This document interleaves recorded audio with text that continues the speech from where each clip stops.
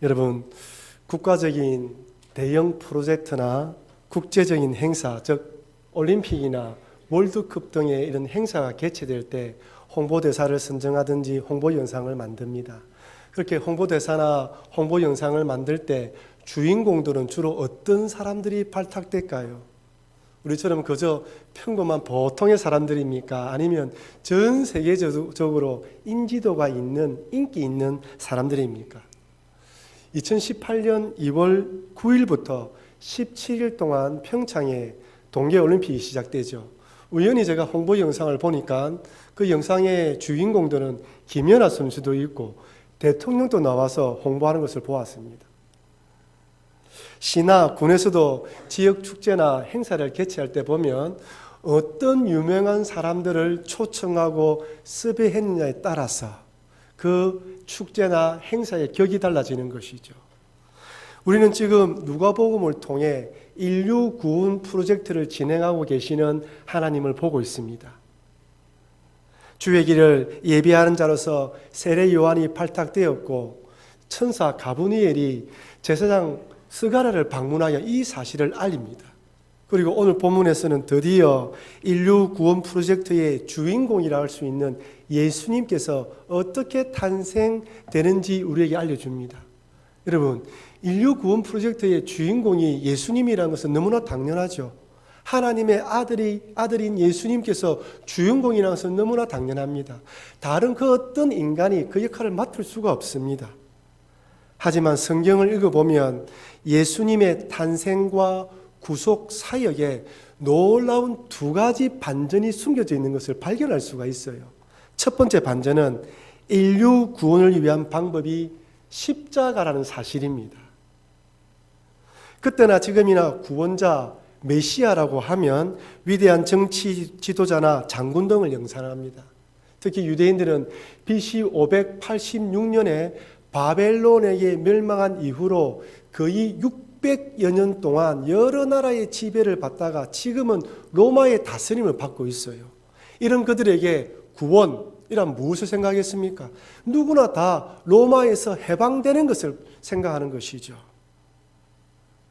로마를 무너뜨리고 과거 다윗이 다스렸을 때처럼 부강한 나라를 일으켜 세워줄 정치적인 메시아, 그런 지도자, 그런 장군 같은 메시아가 나타나기를 기다렸던 것입니다.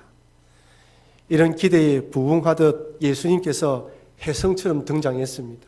더군다나 당대 최고의 설교자였던 세례 요한이 예수님을 향하여 하나님의 어린 양이라고 소개합니다.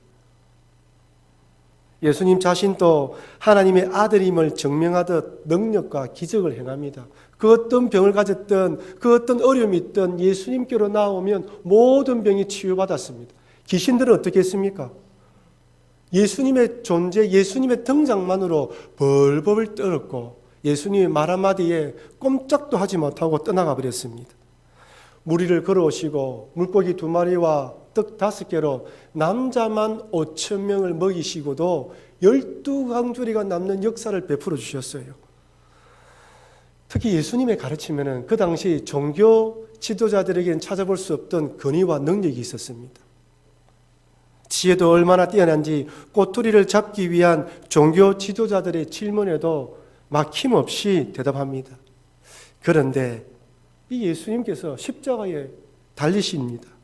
군병들에게 붙잡히시면서 로마의 총독 빌라도에게 십자가의 형을 언도받고 온몸에 살이 찢겨져 나가고 피가 튀어나오는 심한 매질을 당합니다. 침뱉음, 온갖 조롱과 희롱을 받습니다. 이상한 것은 그런 가운데도 예수님이 대응하지 않는다는 거예요.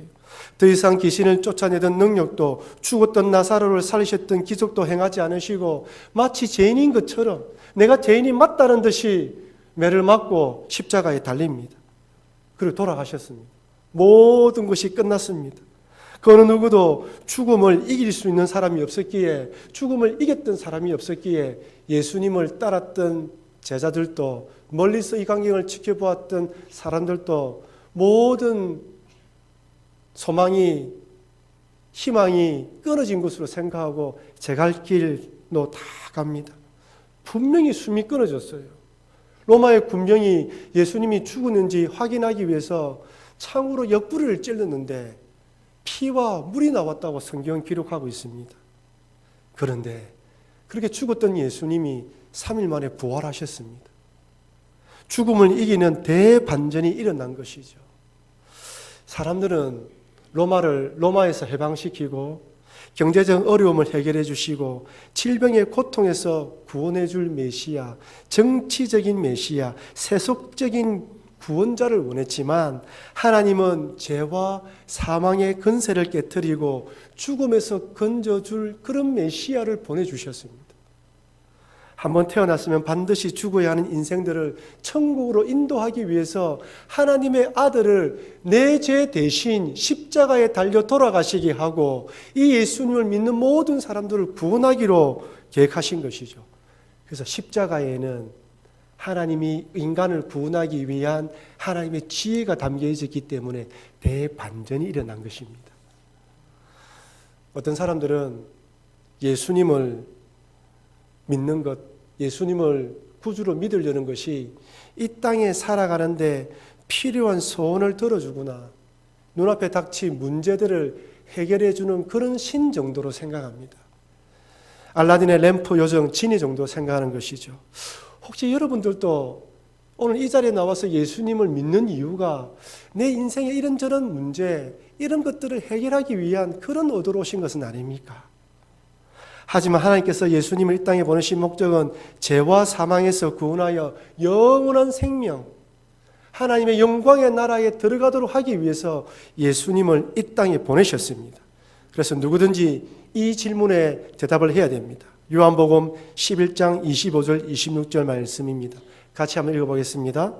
예수께서 이르시되 나는 부활이요 생명이니 나를 믿는 자는 죽어도 살겠고 무릇 살아서 나를 믿는 자는 영원히 죽지 아니하리니 이것을 내가 믿느냐? 여러분 믿습니까? 믿습니까? 여러분 우리는 예수님을 구주로 믿는 사람들이고 죽어도 사는 자들입니다. 살아서는 영원히 죽지 않은 것을 믿는 사람들입니다. 오늘 학습 세례에 참여하신 여러분들도 이 믿음으로 고백하면서 예수님을 구주로 영접하신 것입니다.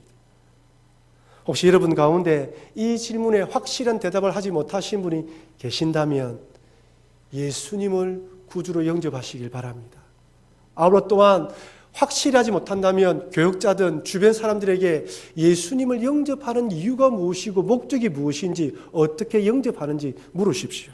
그래서 오늘 이 시간 이후로 이 부분에 대해서는 확실하게 대답할 수 있는 여러분과 제가 되길 주의 이름으로 축원합니다.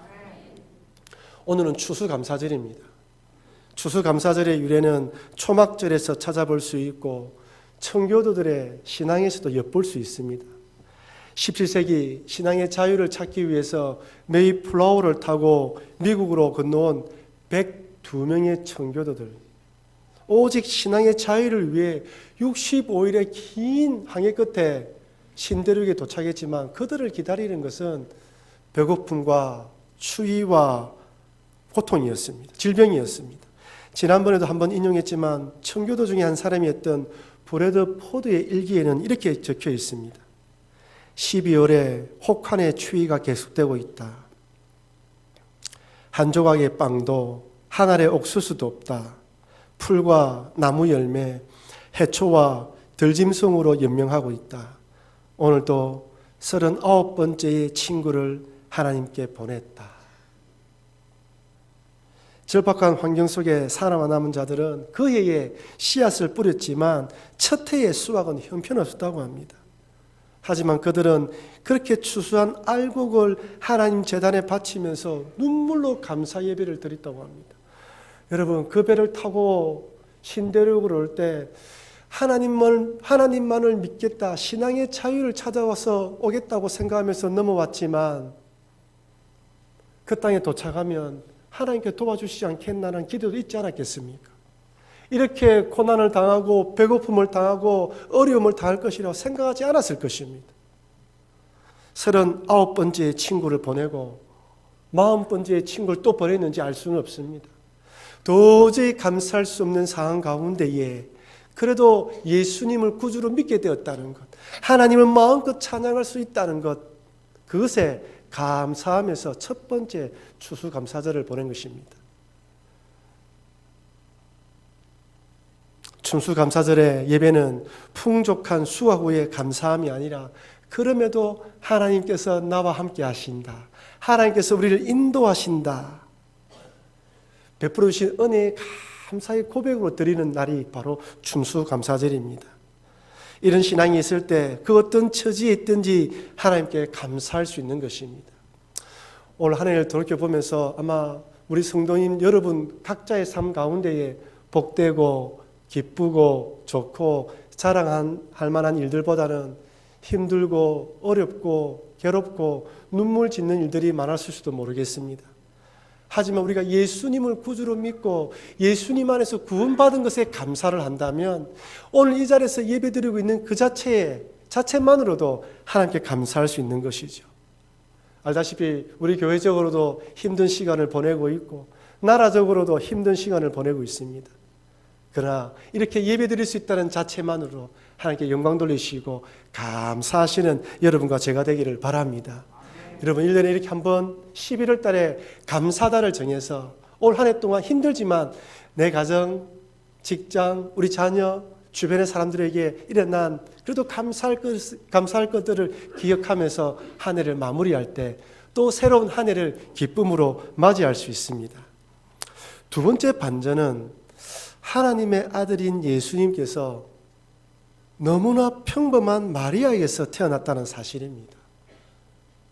인류 구원을 위한 메시아가 오신다면 누구나 대단한 사람의 자손으로 올 것이라고 생각할 것입니다. 예수님께서 태어날 당시 한번 보십시오. 하늘에서 별이 떨어지는데 동방에서 박사들, 즉 점술가들이 위대한 사람이 태어날 것이다, 왕이 태어날 것이다 라고 생각하면서 어디로 갑니까? 헤롯 궁으로 갑니다. 누구나 당연히 위대한 사람은 왕의 자손이나 귀족의 자녀로 태어날 것이라고 생각한 것이죠. 그런데 웬 반전입니까? 외딴 시골 마을 나사렛에 살고 있는 마리아, 그 어느 누구도 관심을 기울이지 않는 처녀 마리아에게 예수님께서 탄생합니다.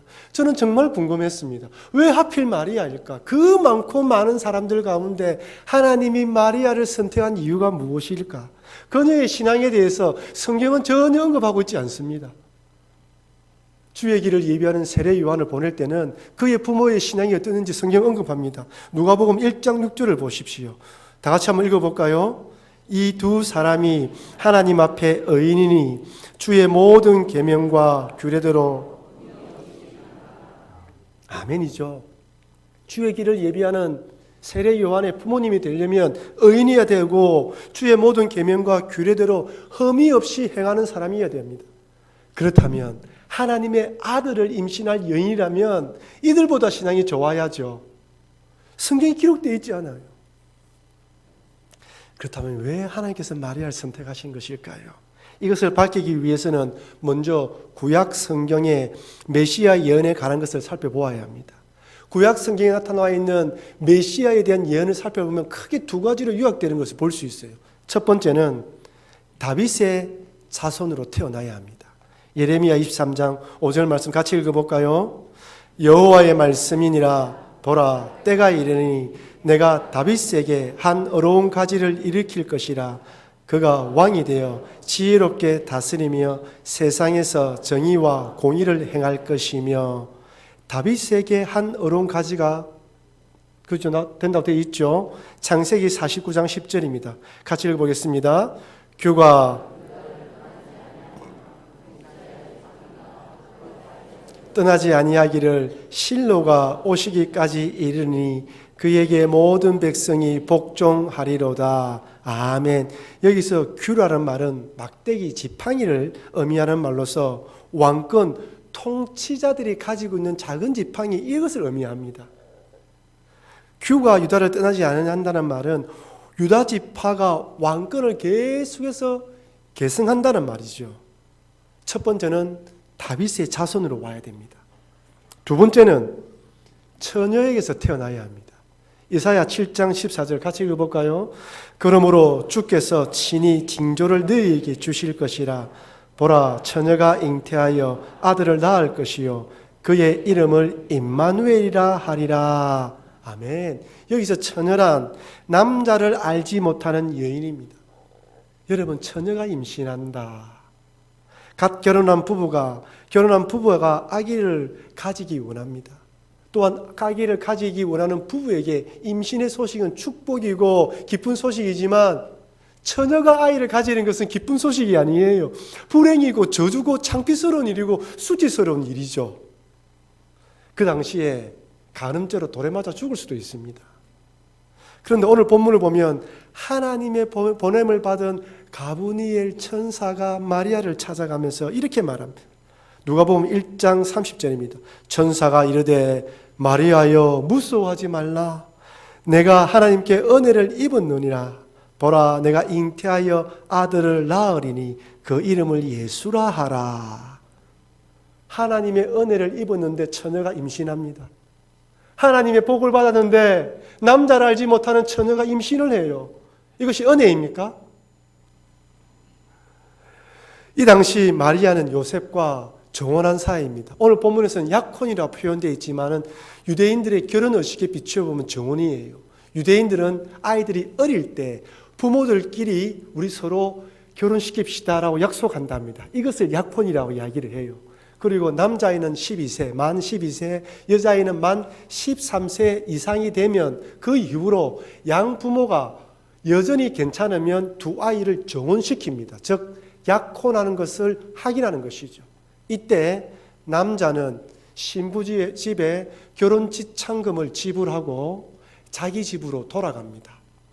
1년 동안 기다리는데 이 기간 동안 처녀의 순결 여부를 확인하고 또한 1년 동안 같이 살 집을 장만하고 필요한 물건들을 구입한다고 합니다. 유대인들은 이렇게 정혼한 것을 법적으로 결혼한 것으로 인정하지만 합방은 안 됩니다. 그러니 현재 마리아는 법적으로 요셉과 결혼함으로 다윗 가문의 유다 자손의 며느리가 된 것입니다. 천사의 말에 마리아는 깜짝 놀랍니다. 아마 마리아의 머릿속이 하얘졌을 거예요. 그리고 두 가지 생각을 했을 것이라 생각됩니다. 첫 번째는 만약 자신이 임신하게 되면 앞으로 어떤 일이 펼쳐질까? 여러분, 어떤 일이 펼쳐지겠습니까? 부모님에게, 친구들에게, 이웃들에게 천사가 나타나서 내가 하나님의 아들을 임신하게 될 것이다 라고 이야기를 했다고 이야기를 하면 사람들이 고지것대로 받아들일까요? 와, 대단한 일이다, 축하한다 하면서 이야기했겠습니까? 아닙니다. 어디서 엉큼한 짓, 못된 짓을 하고 난 뒤에 변명한다고 생각했을 것이며 고발하면 가늠죄로 돌에 맞아 죽을 수도 있어요.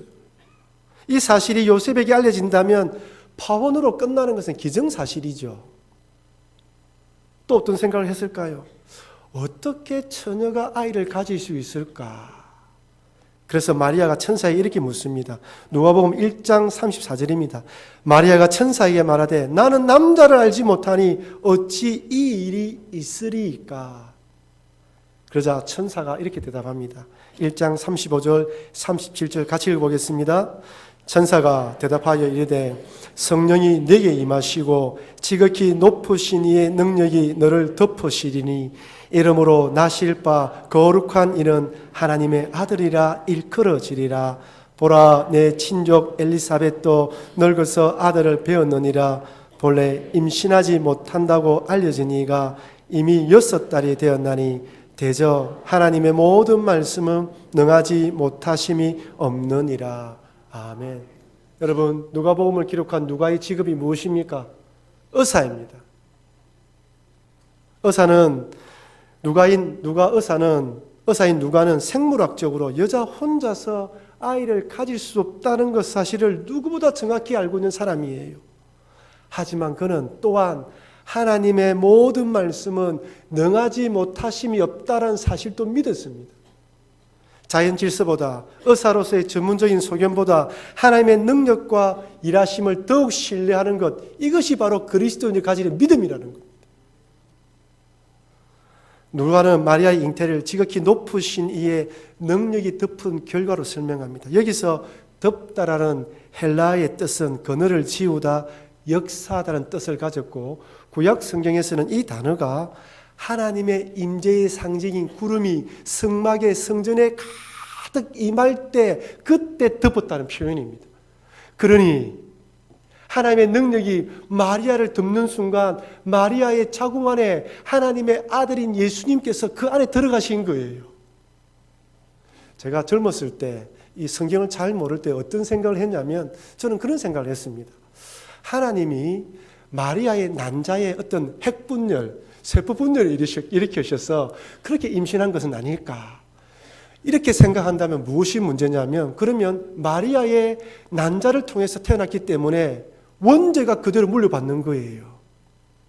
하지만 하나님의 능력이 덮음으로 하나님의 능력이 덮는 순간에 예수님이 그대로 마리아의 자궁 안에, 자궁을 빌려서 그 안에 들어가신 것입니다.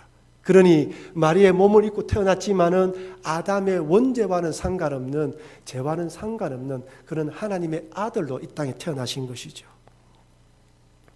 이것이 바로 놀라운 신비의 방법이었습니다. 구약의 예언대로 메시아는 다윗의 가문, 그 다음에 처녀로 태어나야 됩니다. 다윗 자손 요셉과 정혼하여 합법적으로 결혼이 성립되었지만 아직 합방하지 않았던 마리아, 이제 모든 공이 마리아에게 넘어왔습니다. 하나님 아들을 잉태하게 될 것이라는 관점에서는 은혜이지만 세상적인 관점에서 보았을 때 처녀가 임신한다는 것은 불행이고 저주입니다. 절대 은혜가 아닙니다. 은혜가 아닌데 천사가 은혜라고 이야기하기 때문에 이것을 은혜의 역설이라고 부릅니다. 역설이라는 말은 논리적으로 이치에 맞지 않지만 그 안에 깊은 뜻이 포함되어 있을 때 사용됩니다. 예를 들어서 급하면 급할수록 돌아가라고 이야기를 하죠. 급하면 급할수록 천천히 하라고 이야기합니다. 원래는 급하면 급할수록 빨리 가고 지름길로 가야 되는데 급하면 급할수록 돌아가라고 이야기하니 이것은 역설이죠. 왜 그렇습니까? 너무 급하게 서두르다 보면 놓치는 것이 있고 실수가 있을 수 있으니 더 조심하라는 뜻이 포함되어 있습니다. 은혜의 역설, 우리가 믿는 하나님은 언제든지 좋은 것을 주시는 분입니다. 좋은 것을 주시는 분이 불행 같은 사건들을 허락할 수는 없죠. 하지만 우리가 인생을 살아가다 보면 내가 원하지 않지만은 불행과 역경이 찾아오는 것을 발견할 수가 있습니다. 분명 하나님은 좋으신 분인데 고난을 막아주시지 않아요. 하지만 이것을 허락했다는 것은 또 다른 하나님의 뜻이 포함되어 있다는 은혜의 역설이 담겨져 있습니다. 불행 가운데서도 얼마든지 하나님의 숨겨진 은혜의 역설이 포함되어 있는 것입니다. 마리아는 은혜의 역설을 믿었습니다. 누가복음 1장 38절입니다. 마리아가 이르되 주의 여종이 오니 말씀대로 내게 이루어지이다 하매 천사가 떠나니라. 한글 성경에서는 해석되지 않았지만 헬라어 원문에 보면 이두라는 감탄사가 포함되어 있습니다. 이두, 보라, 보라, 마리아가 이르되 주의 여종이 오니 말씀대로 내게 이루어지이다. 이때 마리아의 나이를 16세에서 18세로 생각해요. 은혜가 아닌 불행 같은 사건을 은혜의 역설로 받아들이면서 모든 말씀에 순종합니다. 여기 포함되어 있는 여종이라는 말은 헬라어로 둘로스인데 여성 명사로서 결코 주인의 뜻을 거스릴 수 없는 하늘이라는 뜻입니다. 마리아는 자신을 주의 여종으로 부르면서 모든 것을 하나님의 뜻에 맡기겠다고 결심하고 순종했습니다. 그렇다면 여러분, 정말 마리아는 어쩔 수 없이 천사가 시키니까, 하나님이 지명했으니까 어쩔 수 없이 순종한 것일까요? 아니에요. 하나님의 뜻이 있다. 나는 알지 못하지만은, 이해하지 못하지만은 이렇게 하신 것도 하나님의 특별한 뜻이 있다라고 생각하고 믿은 것입니다. 이것이 바로 하나님께서 나사렛이라는 동네에 살고 있는 너무나 평범한 마리아를 선택하여 하나님의 아들을 잉태케 하신 이유입니다. 하나님은 신분과 지위와 우리의 가진 것을 보시지 않습니다. 그 마음속에 어떤 믿음을 가지고 있냐 보시면서 일을 맡기시는 분이에요. 요한복음 2장에 예수님께서 제자들과 그의 어머니 마리아와 함께 가나의 혼인잔치에 초청받아 참여합니다. 결혼식이 진행되고 있는데 그만 포도주가 떨어집니다. 그때 예수님의 어머니 마리아가 예수님께 이 사실을 말했고, 그러면서 종들에게 말하기를 예수님이 시키는 대로 해라고 당부합니다. 예수님은 하인들에게 이렇게 말씀하십니다. 요한복음 2장 7절 8절 말씀 같이 읽어보겠습니다. 예수께서 그들에게 이르시되 항아리에 물을 채우라 하신즉 아기까지 채우니 이제는 떠서 연회장에 갖다 주라 하심에 갖다 주었더니, 물을 채운 사람들도 하인이었고 그 물을 들고 가는 사람들도 그 물을 채웠던 하인입니다. 그 안에 물이 들어있다는 것을 알고 있지만 무슨 말씀을 하시든지 그대로 하라는 말에 따라 순종한 것이죠. 오늘날 많은 그리스도인들이 예전과 비교하면 성경에 대한 해박한 지식은 많이 가지고 있지만 말씀을 있는 그대로 믿고 순종하는 모습은 찾아보기가 참 어려운 것 같습니다. 아는 것보다 행하는 것이 더 중요하다는 것은 알지만 내 생각과 뜻대로 행할 때가 더 많지 않습니까? 이해되지 않아도, 납득되지 않아도 하나님의 말씀이기에 순종하는 단순한 신앙의 삶을 살기가 쉽지 않은 이 시대에 마리아의 순종이 우리 마음속에 큰 울림이 되고 또한 도전이 되기를 진심으로 소망합니다. 그래서 하나님의 모든 말씀에는 능하지 못하심이 없다는 말씀에 언제든지 아멘으로 순종하시는 여러분과 제가 되길 주의 이름으로 축원합니다. 여러분, 많은 지식을 가진 것 순종으로 나타나지 않으면 그 지식은 죽은 지식입니다. 여러분의 믿음 안에, 여러분이 가지고 있는 지식 안에 하나님 말씀하시기 때문에 순종하심으로, 그래서 그 순종이 하나님께 영광을 돌리는 순종이 되기를 다시 한번 더 주의 이름으로 축원합니다.